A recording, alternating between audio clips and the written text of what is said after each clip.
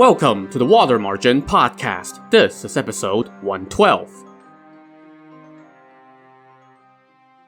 Last time, Liangshan sent the chieftains Yanqing the Prodigy and Daizong the Magic Traveler to the capital to try to procure another offer of amnesty from the Imperial court. Yanqing looked up the emperor's lover, the courtesan Li Shishi, staved off her advances, and got her to help him gain an audience with the emperor and get a personal pardon.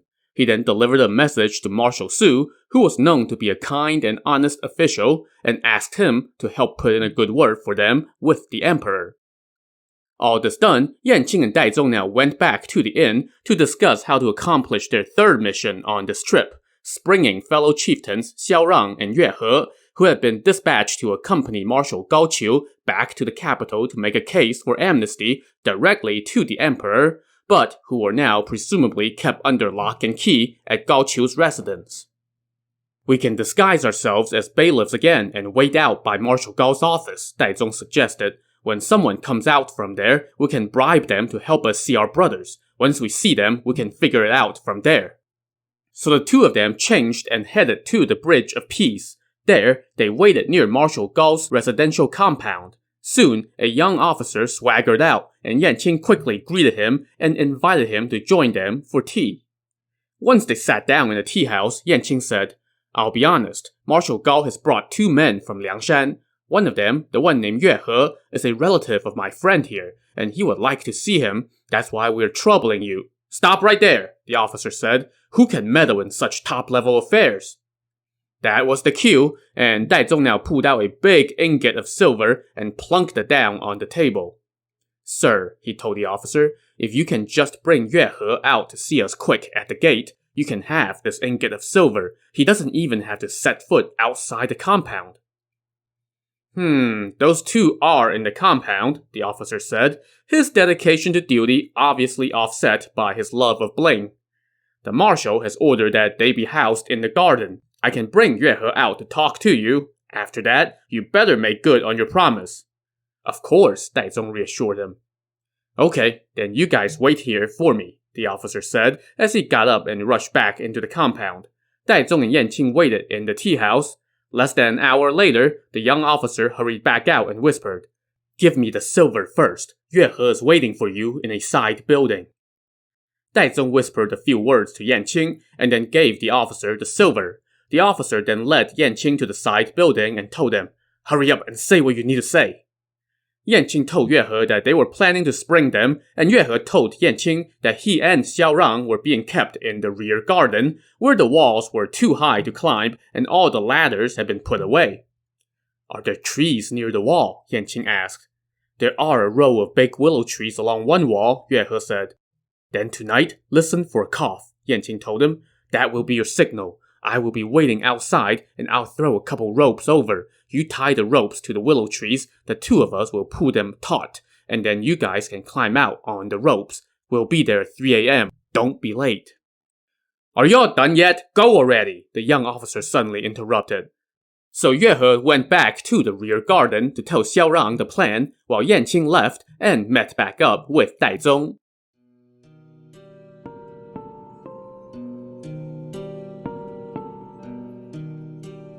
Around 3 a.m. that night, all was quiet behind the compound. Along the back of the compound ran a river, and on the river, two boats had been anchored near shore. Now, two shadows emerged from the boats. These were Yanqing and Daizong. They had been lying in wait all night. And now, as the drums sounded to signal that it was 3 a.m., they slipped onto shore, walked up to the back wall of the compound, and coughed. A second later, a cough came from the other side of the wall. On the other side of the wall, Yuehe and Xiaorang were waiting. Suddenly, they saw two ropes fly over the wall. They quickly tied these to the trees. Yanqing and Daizong then pulled the ropes taut, and a few minutes later, Yuehe and Xiaorang scaled over the wall along the ropes. They then threw the ropes over the wall and sneaked back to the inn. There, they packed up, cooked and ate breakfast, paid their tab, and left. They waited by the city gates, and as soon as the gates were opened, they rushed out and headed back to Liangshan.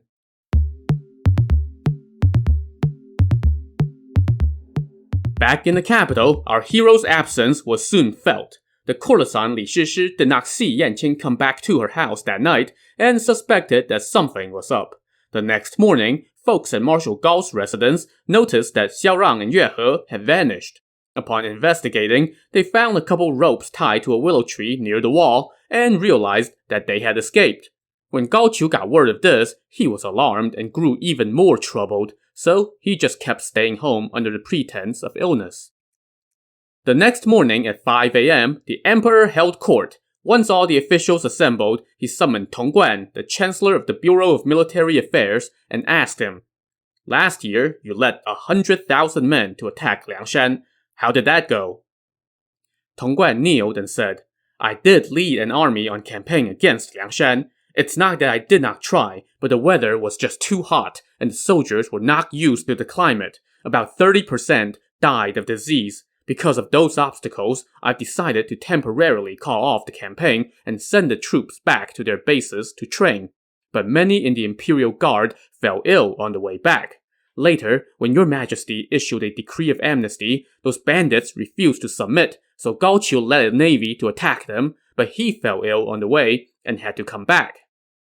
At that, the emperor flew into a rage and shouted, "You inept, wicked, narrow-hearted scoundrels have been keeping me in the dark! Last year, when you were on campaign against Liangshan, you lost all your forces in just 2 battles, and then that knave Gao Qiu wasted huge amounts of money and provisions and lost tons of soldiers and ships. He himself was captured alive by the bandits. It's just that Song Jiang refused to kill him and released him.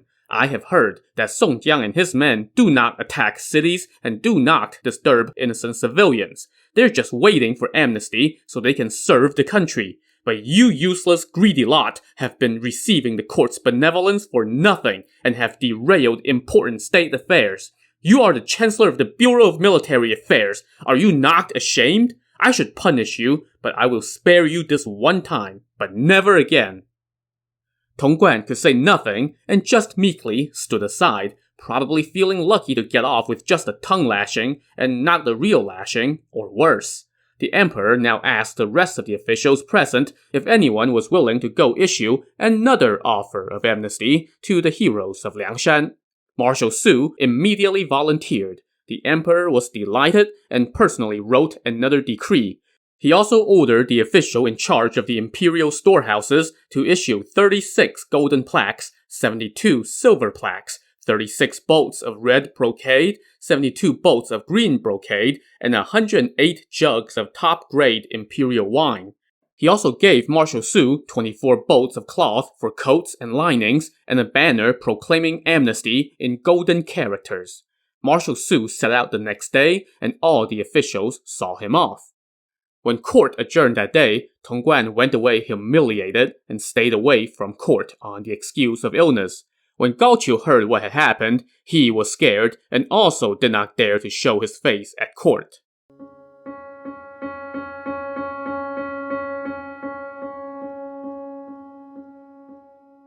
Meanwhile, on Liangshan, the 4 chieftains who had returned from the capital reported on their trip, and Yanqing showed everyone the personal pardon that he had secured from the emperor. The strategist Wu Yong said, "This time, there will definitely be good news." So Song Jiang burned some incense and offered a prayer. He then cast the divinity sticks and received a most auspicious omen. He was ecstatic and sent Daizong and Yanqing to go conduct more recon. They returned after a few days and told him, "The court has sent Marshal Su to deliver an edict, along with imperial wine, gold and silver plaques, and red and green brocade. They will be here soon." Song Jiang was delighted and hurriedly ordered his men to get ready. From Liangshan all the way to the borders of Jizhou Prefecture, they set up 24 shelters and decorated them with buntings and hired musicians from nearby to staff each one to play music to welcome the imperial envoys. Each shelter was supervised by a lower-level chieftain. They also sent people out to procure all manners of delicacies to prepare for the party to end all parties. Meanwhile, Marshal Su and his entourage arrived at Jizhou Prefecture, where Prefect Zhang welcomed them and set them up in the government guest house. Over the welcome banquet, Prefect Zhang said to Marshal Su, "The court has already sent 2 decrees of amnesty, but both failed because the wrong people were in charge. This time, with you in charge, you will succeed for sure. Marshal Su told Prefect Zhang how this mission came about and all the swag that he had brought along. He then asked the prefect if he thought that was enough to convince the bandits to accept amnesty. That group does not care about how many presents you have brought, Prefect Zhang said. They are after the opportunity to repay the country with loyalty and honor and to leave a good name for posterity. If you had come earlier, the state would not have had to lose soldiers and squander money and provisions. Once this group of valiants submit, they will surely render great service to the court. Marshal Su then asked the prefect to personally go let the bandits know that he was coming, and Prefect Zhang set off immediately with a dozen or so attendants. When they arrived at the foot of the mountain, they were met by lackeys who sent word up to the base. Soon, Song Jiang rushed down the mountain and welcomed Prefect Zhang up to the Hall of Loyalty and Honor. When the prefect told him that Marshal Su had arrived with a legit offer of amnesty, Song Jiang prayed to heaven and declared, "We are born again!" He then asked the prefect to stay for dinner, but the prefect said he had to get back right away and insisted on leaving immediately. Song Jiang then offered him a tray of gold and silver, which the prefect steadfastly refused. "It's just a trifle, a small token of my gratitude," Song Jiang said. "Once the matter is concluded, I will repay you properly." But Prefect Zhang told him, "I thank you, hero, for your sincerity. Please, keep this here for now. I can always come to claim it later." So Song Jiang sent his strategist Wu Yong and Zhu Wu, along with Xiao Rang and Yue He, to go back to Jizhou Prefecture with Prefect Zhang to deliver word that 2 days from now, all the chieftains will await the marshal 10 miles from Liangshan. The prefect and the 4 chieftains set off that night. The next day, they went to pay their respects to Marshal Su. The 4 chieftains kneeled and kowtowed, and the marshal asked them to rise and take a seat, but they all said that they would not dare to sit in his presence. Wu Yong then introduced himself and the other 3 chieftains and relayed the message about the rest of the gang waiting for the marshal. Marshal Su was delighted. He told Wu Yong, "Professor, it has been many years since we parted ways at Huazhou Prefecture. Who knew that we would meet again today? I know that you and your brothers are loyal and honorable. It's just that wicked officials have seized power at court, that you all could not convey your intentions to His Majesty. But His Majesty knows what is in your heart now, and has sent me here with a decree in his personal hand, along with gold and silver plaques, red and green brocades, and imperial wine to offer you amnesty. Please do not harbor any suspicions and accept them with confidence." Wu Yong and company bowed again and thanked him, saying, "We are but wild men of the mountain. Thank you for gracing us with your presence. It's all thanks to you that we are receiving His Majesty's kindness. This shall be forever engraved on our hearts and bones, and we will never be able to repay you." So already, this was going much, much better than the 2 previous attempts at amnesty. Prefect Zhang now held a banquet for everyone, and on the morning of the appointed date, they set off for Liangshan. 3 carts were loaded with burning incense, and the imperial wine was placed in cases decorated with phoenixes and dragons to be carried by porters. Another group carried the gold and silver plaques and bolts of brocade, while the imperial decree was placed in a miniature pavilion. Marshal Su got on his horse and rode alongside the decree, while Prefect Zhang followed right behind, along with the 4 Liangshan chieftains. The whole entourage set out with the yellow amnesty banner leading the way, along with flag bearers and drummers. They left Jizhou Prefecture and headed toward Liangshan. They had gone just a few miles when they came upon the first welcome shelter that the bandits had set up. The musicians' instruments blared as Marshal Su rode past. Another few miles later, they came upon another welcome shelter, and they could see incense smoke wafting in the air. Here, Song Jiang and Lu Junyi kneeled on the ground, and behind them kneeled all the other chieftains. Marshal Su asked them all to mount their horses and ride with him to the edge of the marsh. There, hundreds of ships awaited, and they all sailed across together, without any wine-swapping shenanigans this time. They arrived on Golden Sand Beach and were greeted by more blaring music and incense as they made their way up the mountain. Once they arrived at the Hall of Loyalty and Honor, everybody dismounted, the gifts were placed in the center of the hall, and there were 3 tables set up. The tables were all decorated with skirts bearing Imperial yellow gauze of dragon and phoenix design. The Imperial decree was placed on the center table, the gold and silver plaques on the left table, and the brocades on the right. All the jugs of Imperial wine were placed in front of the tables, and fine incense was lit in a golden pot. The bandits now asked Marshal Su and Prefect Zhang to take the seats of honor. To the left of them stood the chieftain Xiaorang, the sacred-handed scholar, and Yue He, the iron whistle, and to the right stood the chieftains Pei Xuan, the iron-faced scribe, and Yanqing, the prodigy. Song Jiang and Lu Junyi led the rest of the chieftains and kneeled in front of the hall. Pei Xuan called for everyone to kowtow, and they did. After that, Xiaorang opened the imperial decree and read it aloud. It said, "Edict. Since I inherited the throne, I have ruled the realm with benevolence and honor, changing the world by ceremonial rectitude, bringing peace through punishments and rewards. Never have I stopped searching for talent, nor have I ceased to love the people. All the civilians, near and far, know my heart. I know that Song Jiang, Lu Junyi, and company have long valued loyalty and honor. They do not act in malice. They have long harbored thoughts of submitting to the court, and their desire to repay the state is awe-inspiring. Although they have committed crimes, there were reasons in each case, and upon close examination, they merit pity. I have dispatched Marshal Su Yuanjing to carry my decree to Liangshan Marsh to pardon Song Jiang and all his followers of all their offenses. I am bestowing 36 golden plaques and red bolts of brocade, and 72 silver plaques and green bolts of brocade upon Song Jiang and his chieftains. When you receive this decree, do not disappoint me. Submit immediately, and you will be given important posts.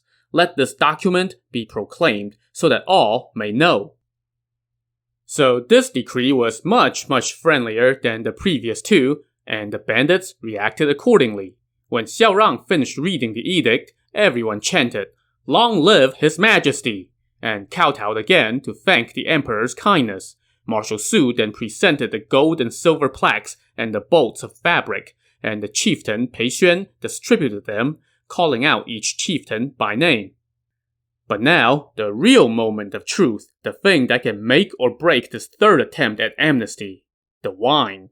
They poured all 108 jugs of imperial wine into a large vessel, warmed it up, and poured it into a silver bottle. Marshal Su picked up a golden chalice, poured a cup of wine, and said to the chieftains, "I have delivered this wine here on the order of His Majesty. It is a gift to you all, but to allay any suspicions, I will drink this cup first, so as to set your minds at ease." All the chieftains complimented his thoughtfulness, and Marshal Su chugged the goblet and showed everyone, "See, it's all good." He then offered a cup to Song Jiang, who received it on his knees and drank it. He was followed by Lu Junyi, Wu Yong, Gongsun Sheng, and so on down the line, until all 108 chieftains had downed the cup. Song Jiang then ordered the wine be stored away for now, and asked the marshal to sit in the center of the hall while the chieftains bowed to him again. Song Jiang now said to Marshal Su, "I had the honor of meeting your excellency at Huazhou Prefecture. I am grateful for your kindness in convincing His Majesty and allowing us to see the light of day again. This will forever be engraved on my heart and bones, and I shall never dare to forget it." Marshal Su said, "I knew you heroes were men of honor and loyalty, and that you were carrying out justice on heaven's behalf, but I did not know how you were being wronged. That's why I had not dared to talk to the emperor on your behalf for the longest time. But then, I received Scholar Wen's letter and your generous gift. Only then did I know the truth. Then one day, the emperor was chatting with me and asked about you, so I informed him of your situation. Who knew that His Majesty already knew the details, and they matched what I had told him?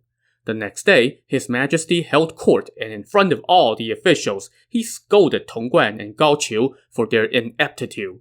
And then he personally wrote this decree and sent me here to present it to you all.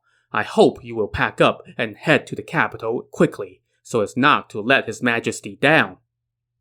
All the chieftains were delighted upon hearing this, and they thanked Marshal Su profusely. Song Jiang now invited Scholar Wen to join them, and he and the marshal had a happy reunion and caught up on old times. And then it was party time, as a huge feast commenced. This was another one of those mountains of meat and oceans of wine affairs. Everyone got stinking drunk that day before retiring.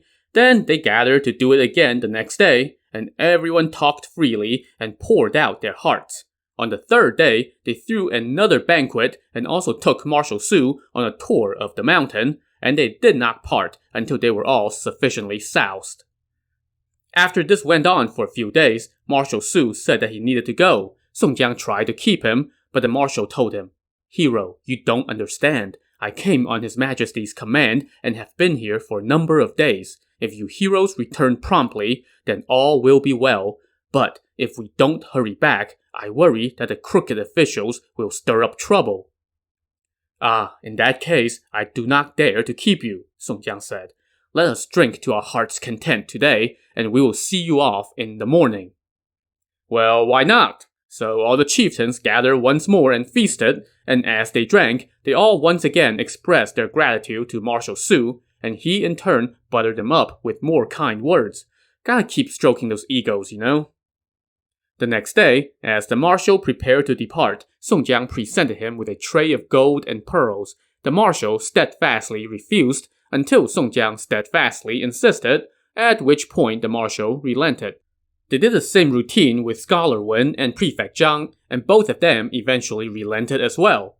As for the marshal's entourage, they all naturally got their share of wine, food, and silver, so everybody was in a jolly mood.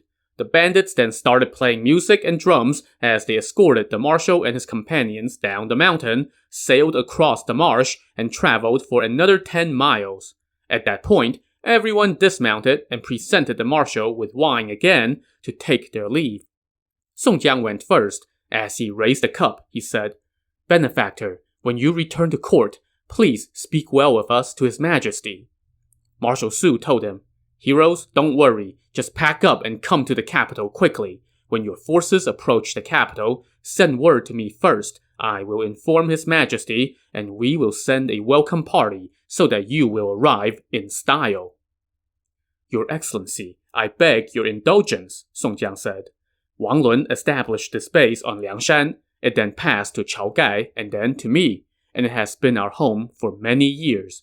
We have done much harm to the nearby residents, so I would like to hold a 10-day closeout sale to distribute our possessions among the civilians. Once that is done, we will all pack up and come to the capital. We dare not delay. I hope you can oblige us and convey this to the Emperor so that he will give us a little more time." So first, what is this much harm to the nearby residents thing that you just mentioned? I thought you guys never attack cities or harm innocents. Are you telling me your guys might have lied to me when they asked me to put in a good word for you with the Emperor? Second, to make up for the robbing and pillaging that you have been doing, you're going to, what? Sell the stuff you robbed and pillaged back to the civilians? That's so generous of you. But in any case, the marshal consented to this request. He and his entourage then took their leave and headed to Jizhou Prefecture. Song Jiang and company then returned to Liangshan and assembled all the chieftains and lackeys at the Hall of Loyalty and Honor. Song Jiang announced, "Brothers, Wang Lun established this base, and then Lord Chao Gai came here and built his great enterprise. After you all rescued me and brought me here, you made me your leader, and it has been many years. Today, we are fortunate to have received amnesty from the court. It's like seeing the sky again. Soon, we will go to the capital and serve the state, earn prestige for our children and wives, and enjoy the blessings of peace together. Those of you who have things that should go into the storerooms, deliver them there for our common use. The rest shall be divided equally among us in a righteous manner with no contention. The 108 of us are all stars from heaven. we live and die together. Today, His Majesty, in his great kindness, has issued an amnesty and forgiven our offenses. Everyone has been pardoned. The 108 of us must go to the capital soon to meet His Majesty. We must be worthy of his benevolence. As for you soldiers, some of you came here to join our band of outlaws. Some of you followed others here. Some were government soldiers who were captured in battle, and some were kidnapped and brought here. Now that we have accepted the amnesty and are going to the court, if you are willing to come with us, then submit your name quickly. If you're not willing to go, then let us know and take your leave. I will give you money so that you may start a new life. Once that order was given, Song Jiang put the chieftains, Pei Xuan and Xiao Rang, in charge of keeping track of who was coming with and who was leaving. About 5,000 guys did end up taking their leave, and Song Jiang gave them each money and sent them all on their way. The names of those who decided to stick with the gang and join the army were passed along to the authorities. Next up was the big closeout sale. To see how many civilians will come to haggle and buy their stuff back, tune in to the next episode of the Water Margin podcast. Also on the next episode, we see what kind of reception Song Jiang and company will get at the capital. So join us next time. Thanks for listening.